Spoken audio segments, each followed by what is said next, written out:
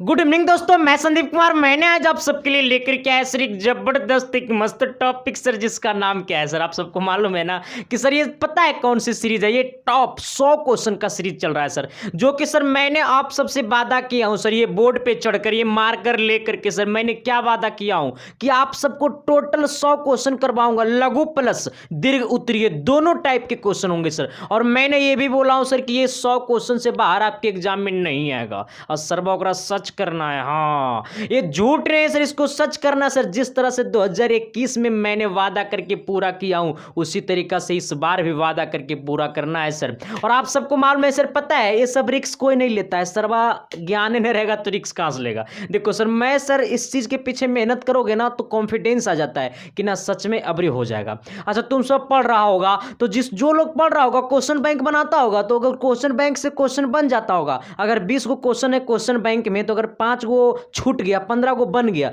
तो उम्मीद हो जाता होगा कि ना फर्स्ट डिवीजन तो तुम आराम से ले लाएंगे। टॉप करना एक अलग की बात है, लेकिन सर इसी तरीका से अगर तुम लगातार 15 साल 10 साल का पिछले क्वेश्चन का तुम हिस्ट्री देखोगे तो तुमको कॉन्फिडेंस नहीं हो जाएगा कि कैसा क्वेश्चन पूछता है, कैसे कैसे करके क्वेश्चन को रिपीट करता है सर। तो इसके पीछे मेहनत करना पड़ता है सर, बिना मेहनत का कुछ संभव नहीं है सर। तो सर आपको मैं क्लास को शुरू करता हूं और आज हमारा 6ठा क्लास है सर, और प्रत्येक क्लास में 5-5 क्वेश्चन सोल्यूशन कर रहा हूं। तो अगर इसका पिछला क्लास नहीं देखे हो तो इस वीडियो के डिस्क्रिप्शन में लिंक दिया हुआ है सर, वहां से जाकर के क्लास को देख लो, वरना भूखे मर जाओगे। भूखे खाने का मतलब समझ रहे ना, अरे अनाज का भूखा नहीं, नंबर का भूखे मर जाओगे। सपना पूरा नहीं हो पाएगा, अधूरा रह जाएगा, है ना सर। रहेगा सपना 400 का, आएगा 300, सरवा भूखे न मरेगा तू रे।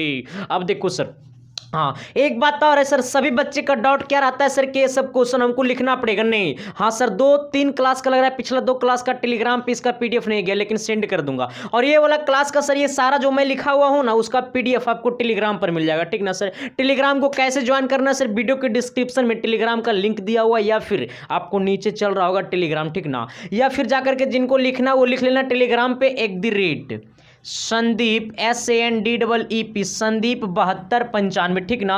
इतना लिख लेना, मेरा आईडी खुल जाएगा और इसे क्या कर लेना है, ज्वाइन कर लेना सर, ठीक ना। और ज्वाइन करने के सबसे बड़ी फायदा है ना सर कि आपके एग्जाम के 30 मिनट पहले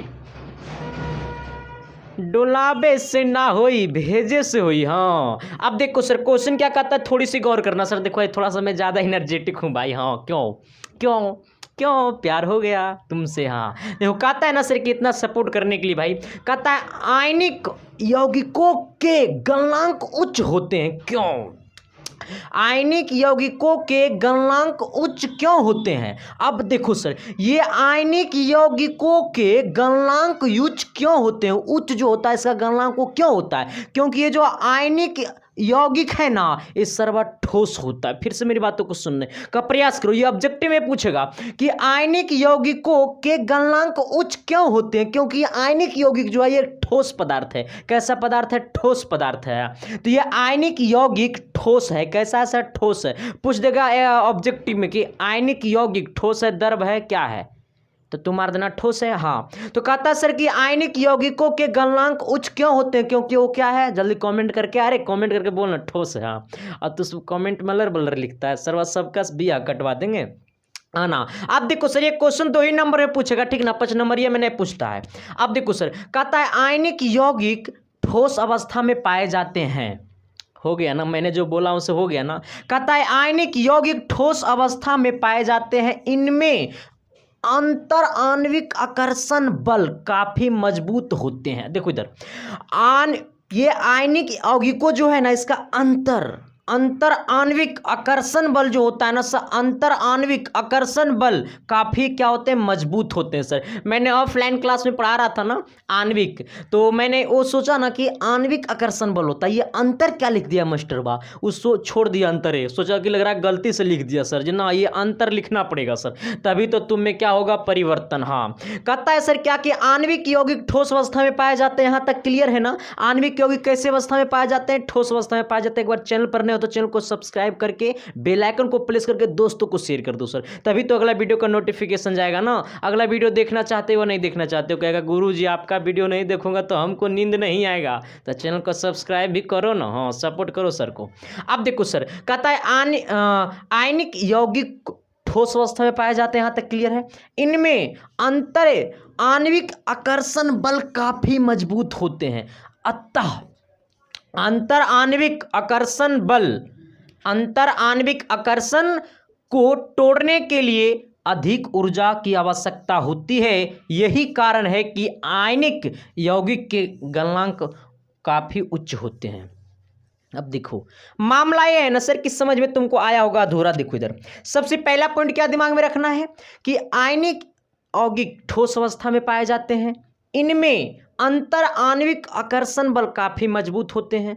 अब लिखना है अतः अंतर आणविक आकर्षण को तोड़ने के लिए, जब ये मजबूत होता है, क्या होता है, मजबूत होता है। देखो यहाँ मैंने लिखाया हूँ अंतर आणविक आकर्षण बल काफी मजबूत होते हैं। तो अच्छा जब काफी मजबूत होगा तो तोड़ने के लिए अधिक ऊर्जा खर्चा की कम ऊर्जा खर्चा। तो कहेगा अरे मास्टरवा अधिक ऊर्जा खर्चा। अब सोचो तुम सोचो बट नोचना मत। मैंने एक घर बनाया, घर बनाने में मैंने बहुत अच्छा से बनाया सर। मैं ईटा का बनाया है और तू मिट्टी का बनाया था। तू ही सब ईटा का बनाया, मैं मिट्टी का बनाया हूँ। जेसीबी का धक्का लगेगा तो पहले मेरा घर टूटेगा, पहले तुम्हारा घर टूटेगा। कहेगा ना गुरुजी पहले आपका घर टूटेगा क्योंकि आपका घर मिट्टी का है। तो बात यही ना है रे। बोला अंतर आणविक आकर्षण बल काफी मजबूत होते हैं तो इसको तोड़ने के लिए अधिक ऊर्जा की आवश्यकता होगी। लिखना है अतः अंतर आणविक आकर्षण को तोड़ने के लिए अधिक ऊर्जा की आवश्यकता होती है, क्योंकि वो क्या होती है, मजबूत होती है। तो तोड़ने के लिए अधिक ऊर्जा की आवश्यकता होती है। यही कारण है कि आयनिक यौगिक का गलनांक काफी उच्च होते हैं। देखो अब इसे देखो याद रखना, आयनिक यौगिकों ठोस अवस्था में पाए जाते हैं, अंतर आणविक बल काफी मजबूत होते हैं। अंतर आणविक बल मजबूत होने के कारण उसे तोड़ने के लिए अधिक ऊर्जा की आवश्यकता होती है। कहानी खत्म। यही कारण है कि आयनिक यौगिक के गलनांक काफी उच्च होते हैं।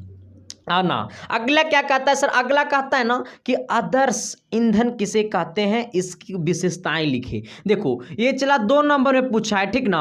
अब ये 2 नंबर का क्वेश्चन मैं बता रहा हूँ, ठीक ना कि तुम 5 नंबर में लिख लेना। 5 नंबरिया में लिखेगा तो भी लिखेगा, तो इतना लिख देगा तो भी चलेगा, ठीक ना। लेकिन सर ये 2 नंबर में पूछता है, ये 5 नंबर में नहीं पूछता है, ठीक ना। ऐसा नहीं देखना कि विशेषताएं है तो अगर मतलब ये 5 नंबर में पूछेगा ना। अरे 5 नंबर में पूछता है उत्तल लेंस अवतल लेंस का अंतर, हाँ, दृष्टि दोष, क्या बोलता है, अम्ल और क्षार में अंतर, वो सब पूछता है 5 नंबरिया में, ठीक ना। कहता है आदर्श ईंधन किसे कहते हैं। देखो एक्चुअली आदर्श ईंधन कहते हैं किसे, इसकी विशेषताएं लिखे। तो कहता है क्या मेरे मोहतरमा कि वैसा ईंधन जिसका ऊष्मीय मान अधिक हो। अब सोचो सर, अब कहेगा ना कि वैसा ईंधन जिसका ऊष्मीय मान अधिक हो, तो यहां से वो हमको चीज पकड़ाया, तुम सबसे मैंने पकड़ लिया हूं। क्या कहेगा सर कि ऊष्मीय मान अधिक आदर्श ईंधन, मार देना घप्स ना। कहेगा ऊष्मीय मान अधिक आदर्श ईंधन, क्योंकि बोला है वैसा ईंधन जिसका ऊष्मीय मान अधिक हो, जिसमें धुआं उत्सर्जन ना हो। अब देखो सर, ऊष्मीय मान अधिक, ऊष्मीय मान अधिक, धुआं उत्सर्जन ना हो, धुआं का उत्सर्जन ना हो। ऐसा नहीं कि ऊष्मीय मान अधिक तो धुआं का उत्सर्जन हो, ये ना बड़ी मायने वाला बात है, ठीक ना। तो कहता है वैसा ईंधन जिसका ऊष्मीय मान अधिक हो, जिसमें धुआं उत्सर्जन ना हो, है ना। कहता है वैसा ईंधन जिसका ऊष्मीय मान अधिक हो, जिसमें धुआं का उत्सर्जन ना हो, जो हानिकारक गैसों का उत्सर्जन नहीं करता है। अब देखो सर, जो हानिकारक गैसों का उत्सर्जन नहीं करता है उसे क्या कहते हैं सर, आदर्श ईंधन कहते हैं। बात यहां तक गया, दिलो दिमाग तक गया।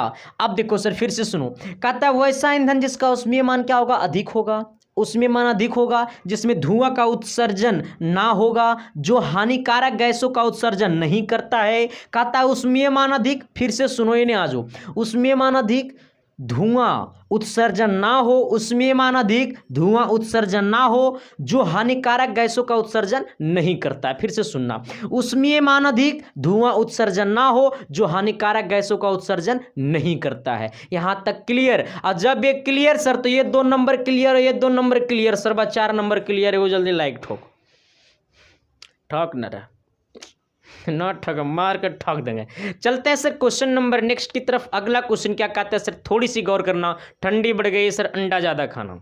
चलिए आइएगा सर, अब देखिए अगला पॉइंट क्या कहता है सर, थोड़ी सी गौर करना। पता है ये वाला पॉइंट और ये वाला पॉइंट, जो दोनों पॉइंट है ना सर, एक फिजिक्स का क्वेश्चन, एक केमिस्ट्री का क्वेश्चन, और अगला क्वेश्चन है वो डाल देंगे बायो का क्वेश्चन, है ना। गजब का क्वेश्चन, लाजवाब क्वेश्चन, हाँ प्यार हो जाएगा। अब देखो सर, ना गाऊंगा, पहले इधर देखो। हाँ कहता है सर क्या कि निकट बिंदु और दूर बिंदु में क्या अंतर है। निकट बिंदु और दूर बिंदु में एक्चुअली अंतर क्या, देखो निकट बिंदु कहते हैं क्या, इधर पहले वो पॉइंट लिख लो, नीचे नीचे सबसे को डैश दे करके, तुम सबसे नीचे लिखना, ठीक ना। सबसे नीचे लिखो समान आंख का निकट बिंदु, समान आंख का निकट बिंदु 25 सेंटीमीटर होता है, ठीक ना। और एक और नीचे डैश दे करके लिख लो समान आंख का दूर बिंदु अनंत होता है। ये ऑब्जेक्टिव में कई बार पूछा है और पूछेगा, ठीक ना। पहले इसको तुम डैश दे करके लिखो, ये वाला डैश दे करके इतना लिखो, ठीक ना, ये इतना, बस ये वाला। समान आंख का निकट बिंदु 25 सेंटीमीटर होता है, समान आंख का दूर बिंदु अनंत होता है, ठीक ना। ये दोनों डैश दे करके लिख लो, ठीक। समान आंख का निकट बिंदु 25 सेंटीमीटर, समान आंख का दूर बिंदु अनंत होता है, ठीक ना। इसको मैं मिटाता हूं, अल्लाह अल्लाह अल्लाह ला ला ला ला, अल्लाह अल्लाह अल्लाह ला ला ला ला।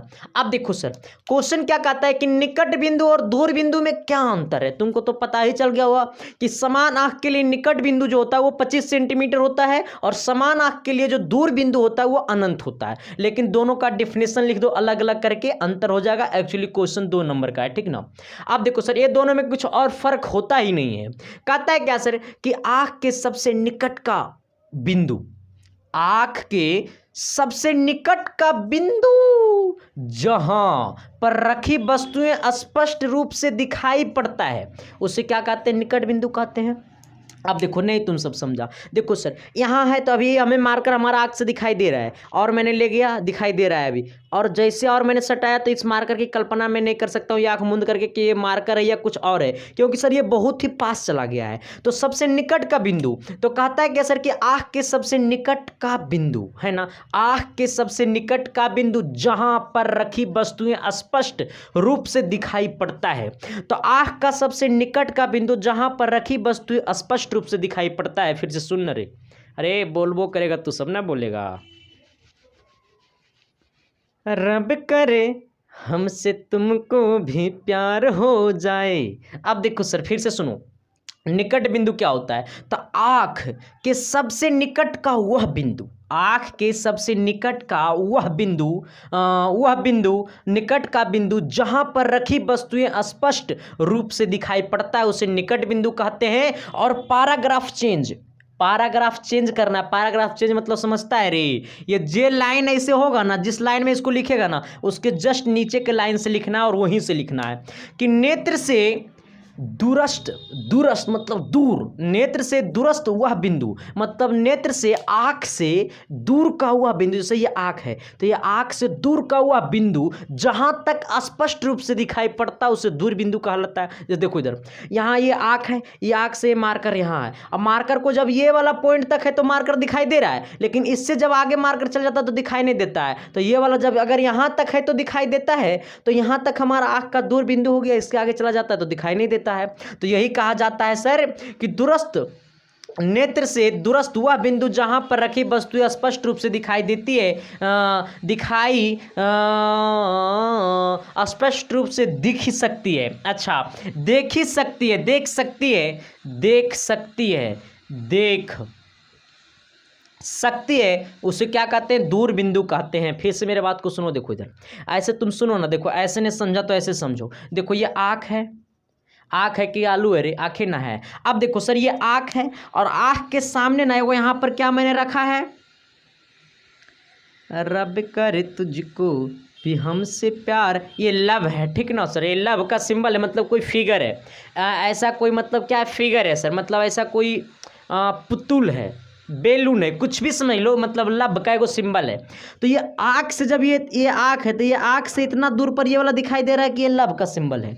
और ये तो ये हमारा निकट बिंदु हो गया। और जैसा ही ये वाला लव को और आँख की तरफ ले जाते हैं तो दिखाई नहीं देता है, तो इसका मतलब यही वाला हमारा निकट बिंदु हो गया। अब देखो, और यही लव को सरवा यहाँ तक मैंने फेंक दिया, यहाँ तक मैंने फेंक दिया। अब देखो सर, लव ऐसे ना होता है रे लव करे तुझ, हाँ ऐसे होता है, ऐसे ना होता है। हाँ अब देखो सर, तो ये वाला पॉइंट है ना, जब ये वाला यहाँ से आँख से इतना दूर पर ये है ना, तब तक ये दिखाई दे रहा है। और जैसा ही इसको जब यहाँ पर डाल देते हैं ना, ये वाला यहाँ डाल देते हैं ना, तो ये दिखाई देता ही नहीं है। तो इसका मतलब ये वाला हमारा दूर बिंदु हो गया, इससे और ये उधर जाएगा तो दिखाई नहीं देगा। और ये अगर यहाँ पर जो लव था इसको और अंदर लाएंगे तो दिखाई नहीं देगा। तो ये निकट बिंदु और ये वाला दूर बिंदु, ठीक ना। हाँ ना। अगला नीचे वाला क्या कहता है सर कि धोवन सोडा एवं बेकिंग सोडा के दो दो उपयोग बताएं। ये वाला क्वेश्चन मैंने बताया हूँ सर, मैंने धोवन सोडा और बेकिंग सोडा का उपयोग मैं नहीं पढ़ाया हूँ, लेकिन धोवन सोडा और बेकिंग सोडा जब मैंने पढ़ाया था तो इसका उपयोग भी मैंने बता दिया था एक्स्ट्रा। इसलिए सर मेरी क्लास को मिस मत करना, जहाँ मेरी क्लास को मिस करोगे सर तो जानता है मामला गड़बड़ होगा। हाँ देखो, कहता है सर क्या क्या धोवन सोडा और बेकिंग सोडा के दो दो उपयोग बताएं। तो देखिए, पहला लिखना है धोवन सोडा का उपयोग, ठीक ना, फिर लिखना है बेकिंग सोडा का उपयोग। तो धोवन सोडा का जो उपयोग पहला होगा वो जल की अस्थाई कठोरता दूर करने में होगा। क्या होगा सर? जल की अस्थाई कठोरता दूर करने में। तो धोवन सोडा का पहला उपयोग कि जल की अस्थाई कठोरता दूर करने में। धोवन सोडा का दूसरा उपयोग घरों में साफ सफाई में। आप देखो सर, घरों में जो साफ सफाई में जो उपयोग करते हैं वो धोवन सोडा होता है, ठीक ना। और धोवन सोडा का उपयोग किया जाता है जल की कठोरता को दूर करने में, और दूसरा उपयोग होता है घर की साफ सफाई में। तो एक बार मेरे साथ बोलना, जहां पे बैठे हो, अभी 9 बजे का समय है सर, जहां पे बैठे हो वहीं पे एक बार थोड़ी सी कस के बोलना, ताकि अगर बगल में मम्मी सोई रहेगी ना तो मम्मियों समझेगी ना मेरा बेटा पढ़ने लगा है। कौन टीचर से पढ़ता है रे? तो मास्टरवा जरिए गो मम्मी और बोलो हो बड़ी चश्मा पहन लियो मम्मी, समझ जाएगा कि संदीप कुमार है सर बा। हाँ आप देखो सर, कहता है धोवन सोडा का उपयोग, पहला उपयोग क्या है? अरे पहला उपयोग जल की कठोरता को दूर करने में। दूसरा उपयोग क्या है सर? तो घर की साफ सफाई में। हाँ, धोवन सोडा का पहला उपयोग क्या है? जल की कठोरता को दूर करने में। दूसरा उपयोग क्या है सर? दूसरा उपयोग क्या है सर? दूसरा उपयोग हाँ क्या सर? घरों की साफ सफाई में। आना, बेकिंग सोडा का पहला उपयोग सर बेकिंग पाउडर बनाने में। बेकिंग सोडा का पहला उपयोग बेकिंग पाउडर बनाने में, और बेकिंग सोडा का दूसरा उपयोग सोडा अम्ल सॉरी हाँ सोडा अम्ल अग्निशामक में। हाँ, सोडा अम्ल अग्निशामक में यहाँ तक किसी प्रकार की दिक्कत। अब देखो सर, बेकिंग पाउडर में, सोडा अम्ल अग्निशामक में, यहाँ तक में किसी प्रकार की दिक्कत। आप सोचो सर कि अगर यहाँ तक में दिक्कत है, देखो ये चीज़ मैं पछताता हूँ, चला यूट्यूब पे बड़ी देर से आया हूँ, ठीक ना। लेकिन अबरी वाला जो बैच आएगा ना, और आप सबको 11th 12th का मैथ में पढ़ाता हूँ सर। हाँ, और 10th तक मैं साइंस ही पढ़ाता हूँ, मैथ और साइंस दोनों पढ़ाता हूँ 10th में सर। और एक चीज़ और बता देना चाहता हूँ सर आप सबको कि जो आप सब का अगला जो बैच आएगा सर, आपका छोटा भाई जो आएगा उसको मैं पूरी डीपली तरीक़ा से साइंस पढ़ाऊंगा, और पूरे साइंस पढ़ाऊंगा। जिस तरह से मैथ पढ़ाता हूं प्रत्येक चैप्टर, उस तरह से पूरा मैं साइंस भी पढ़ाऊंगा सर। इस टाइम मैथ भी नहीं पूरा पढ़ा पाया हूं प्रत्येक चैप्टर बढ़िया तरीक़ा से, क्योंकि सर मेरे पास समय नहीं थे और बहुत सारी चीज़ों की कंडीशन थी सर। और मैंने यूट्यूब पे इतनी देर से आया हूँ सर, लेकिन क्या करोगे, आया तो हूँ ना। और बहुत सारी चीज़ों देखना पड़ता है सर, प्रेशर ज़्यादा हो जाता है दिमाग में। भले ही आपके सामने मैं खुश रहता हूँ, लेकिन पर्दे के बाहर जाता हूँ सर तो बहुत सारी टेंशन होते हैं दिमाग में। और दिख रहा है शरीर साचा बतासा बन गया है। अभी तो मोटा भी हो गया हूँ सर, पहले वाला वीडियो देखोगे ना तो थूक देखो मेरे चेहरे पर, क्योंकि कहा जाता है सर कि प्यार चेहरे से नहीं होती, प्यार पैसे से नहीं होता, प्यार एक वो मजहब है जो किसी से कंपेयर नहीं किया जाता है सर। तो आप सब ने मुझसे प्यार किया सर, और मैं खुशनसीब हूँ सर कि आप सब इतनी कम एज में सर, अरे इस एज में तो लोग अभी बढ़िया से बोलना भी नहीं जानता है 2 शब्द, और आप सब ने इतना प्यार दिया सर। तो बड़प्पन मेरी नहीं सर, बड़प्पन आप सब के सर। आप सब हमसे पढ़ते हैं, और आप सब से जो आगे निकल चुके हैं एक क्लास, उन सबको मैंने पढ़ाया सर। और उन सबसे पूछिएगा सर, मज़ा आएगा। और क्लास करते होंगे तो मज़ा ही आता होगा सर। बस मेरा एक ही को मकसद था सर कि कम समय में टीचर बनना है, और वैसा पढ़ाना है सर कि जो सीधे एग्ज़ाम पेपर में आएगा, जो कोई नहीं दे पाया। तो चलते हैं सर क्वेश्चन नंबर नेक्स्ट की तरफ। अब देखिए सर, ये वाला चीज़ देखिएगा ना तो बड़ी अलग फील होगा, ठीक ना। कहता है अनुवांशिक गुण से आप क्या समझते हैं? कितना लोग समझ गया होगा कि हम क्या समझते हैं। अब सोचो तुम मेरा बेटा जो होगा, अब मेरी बीवी में तो मेरा गुण नहीं होगा ना, वो तो फिक्स है सर, क्योंकि वो दूसरे घर से आई है, उसका माता पिता का गुण होगा।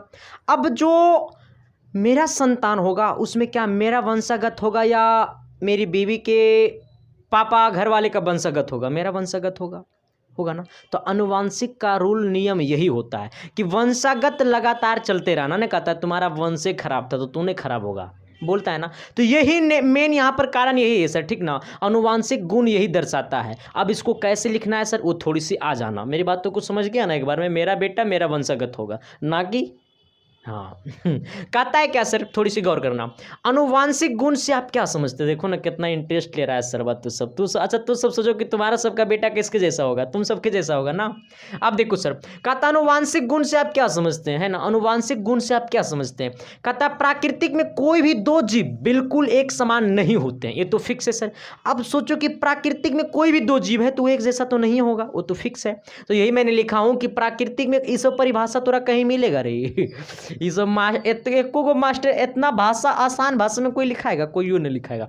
तो इसके पीछे क्या करना पड़ता है सर? मेहनत करना पड़ता है। हाँ अब देखो लिखाएगा, कुछ कुछ टीचर तो लिखाता ही है सर, और बुक में रहता है थोड़ा सा टेढ़ा कुबल।